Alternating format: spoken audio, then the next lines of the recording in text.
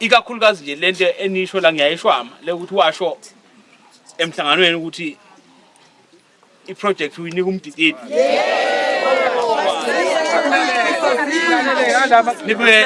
nibe nihluphe ngamanga nje akwazi nje cha kulokho ngifuna ukusho ngoba khona naba recordayo cha ngiyamphikela ake ngitshela MC phakathi okungenikela iANC banqobiki niyeke uqambela abahola manga ngeke ukhona okwenza lokho kodwa ngifuna ukusho lokhu somlomo ngifisa sengathi leka 3 days ukuba kuya ngami ngabe angwafuna amakomiti amaningi kodwa ngabe khona abantu la esizoba ba-identify umphakathi la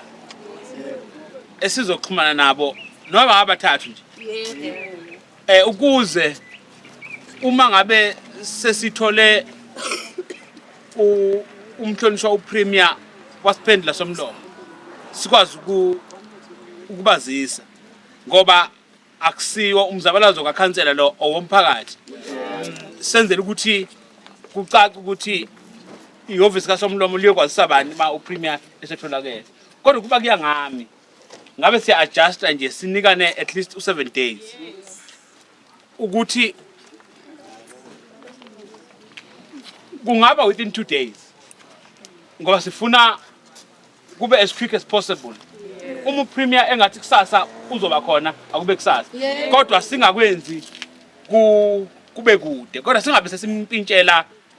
ku 3 days ngoba kunengi mhlambe inhlelo isuke zikhona kuhulumeni kodwa sizozama ukuthi futhi siyamethemba uzo prioritize le yokuthi uxazuleke lenkinga ukuze uma ngahle kuthiwa kusiyo zile kodwa kube khona oqhamuka eofisini lakhe ozayo ukuzongenelela ukuxazulula lenkinga ngoba inkinga ngempela mina angiyikholwa angithi ngiyahlambuluka anginikholwa nje ukuthi nikhuluma iqiniso manithi uMEC wayengasho lokho somlomo okubi kangaka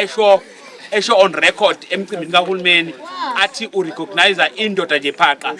kukhona abahola bakhona ngeke ngiyabonga kodwa ngiyacabanga ukuthi mhlambe somlomo uma ungabacela nje basinikeze abantu abathathu babanikeze wena ngoba